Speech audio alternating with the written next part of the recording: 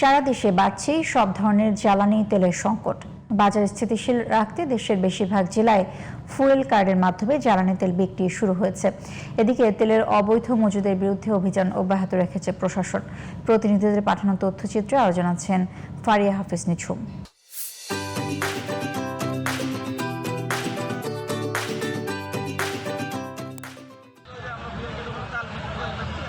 সিরাজগঞ্জে ফুয়েল কার্ডের মাধ্যমে জ্বালানি বিক্রির উদ্বোধন করেছেন জেলা প্রশাসক মোহাম্মদ আমিনুল ইসলাম।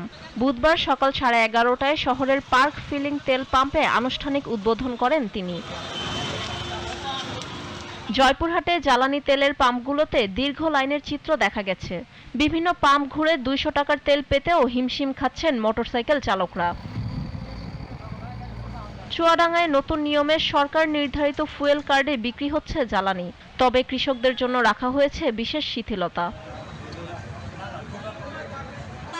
গতকাল বন্ধ থাকার পর সকাল থেকেই গাইবান্ধায় কিছু জ্বালানি পাম্পে তেল বিতরণ শুরু হয়েছে, তাই স্বস্তি ফিরেছে চালকদের মাঝে। সকাল থেকেই লম্বা লাইনে দাঁড়িয়ে তেল নিচ্ছেন চালকরা।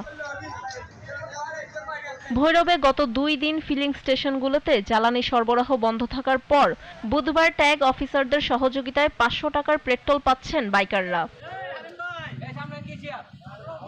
এদিকে জ্বালানি তেলের অবৈধ মজুদের বিরুদ্ধে অভিযান অব্যাহত রেখেছে প্রশাসন। মঙ্গলবার মধ্যরাতে মেহেরপুর সদর উপজেলার দক্ষিণ শালিকা গ্রাম থেকে অবৈধভাবে মজুত করা 5000 লিটার ডিজেল উদ্ধার করেছে পুলিশ। মেহেরপুর সদর থানার ভারপ্রাপ্ত কর্মকর্তা হুমায়ুন কবির জানান, বেশি দামে বিক্রির উদ্দেশ্যে এই ডিজেল সংরক্ষণ করেছিল সিন্ডিকেট। ফারিয়া হাফিজ নিঝুম, জিটিভি নিউজ।